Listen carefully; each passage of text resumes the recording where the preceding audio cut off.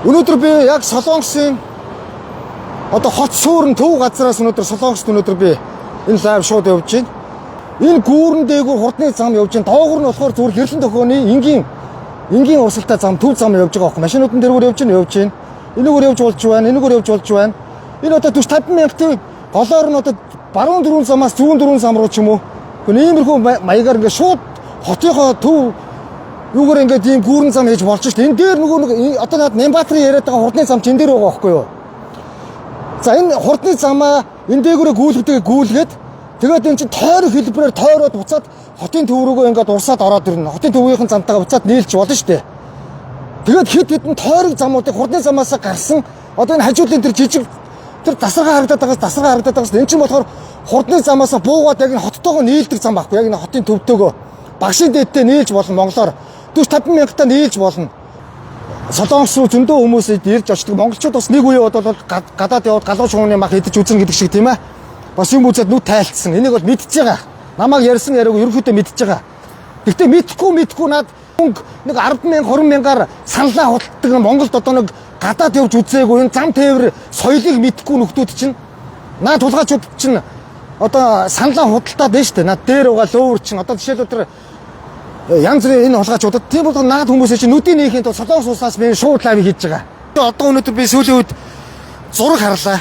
Хүмүүсийн янз бүрийн постуудыг ингээ хараад хахад сэлбэг гол чи сэрэгцэн байж штэ тий. Бүр уйлмаар байна нэрээ. Намайг жоохон баг балчир байхад бид нар сэлбэг гол бүхэл бүтэн мөрөөр татсан ийм их гол байдаг байсан. Тийм гол чи сэлдэг байлаа. Загас жараагаар тоглодог байлаа баг багтаа. Тэгэд одоо тэр сэлбэг гол чин урсаад юу яагаад ширгэл байхгүй болцсон байна.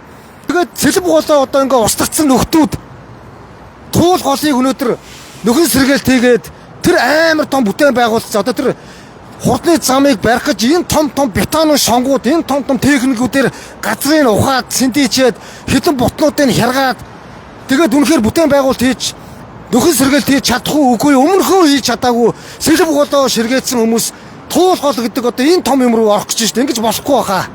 Зүгээр одоо хотын төвөөрөө ингэ барьж л да хурдны зам болж шүү дээ.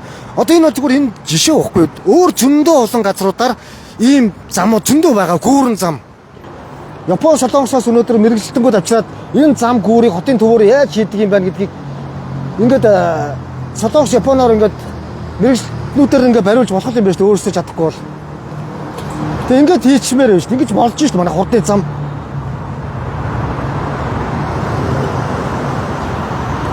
Одоо Монгол одоо туул гол ч юм бол бүр урсгал гол шүү дээ. Туул гол. Урсгал голын хөвөн дээр очиж бүгдээрээ суугаад голын сайн туул голынхон хурцгилсэн тэр сайхан урсгалыг хараад стрессээ тайлаад тэгээд зөв зохистойгоо өнгөрөөдөг тийм гоё голоо бид нар хайлж хамгаалах хэрэгтэй үстэй. Тэрийг байгалийнхаа онгон байган зөв өөрийнхөө байгалаараа урсж байгаа урдсын голдролыг өөрөөр нь урсуулаад өөрөөр нь байлгаа л да. Ганц голоо одоо бүгд хамгаална юм анахаа. Сэлбэг гол, дунд гол голуудаа одоо ингэж сүйтгэүүллээ. Ядаж нэг туул голоо гэсэн бас нэг байгалаар нь оргиор нь өөрийнхөөр нь байлгах хэрэгтэй болов гэж бодож байна. Манайхыг харж байна. Энэ хажууд нь одоо ингэараа 24 цагийн сав, маун, үйлдвэр, үйлчилгээ тийм ээ. Янз бүрийн одоо үсчин гоо сайхан одоо тэр цаана одоо амны орон сууц апарт байж байна. Тэгэд энэ хараа. Энэ дээгүүр энэ байшингийн айлын цонхны хажуугаар хурдны зам явж болж байна. А энийг яаж хийж ийн гэхээр энэ хурдны замын хажуу тусгаарлагч байдаг байхгүй юу да. Намайг одоо тий ер нь хүнийг шүүх хэрэг зарим нөхдүүд байхгүй шүү дээ. Би ч шүүлгүүлээд амьдраад амжиж байхгүй. Өөрөөр л амьдрна. Алдаатай оноотой ч өөрөөр амьдрсараа л дуусна. Ямарсан ирээдүйн хойч үед гоё нийгэм үлдээх төлөө бод сэтгэл минь үргэлж шанал зовж явдаг хүний нэг шүү.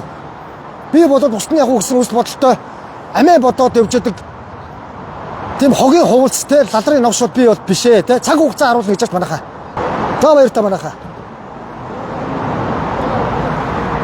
Акелавтай байсан монголчуудаа баярлалаа.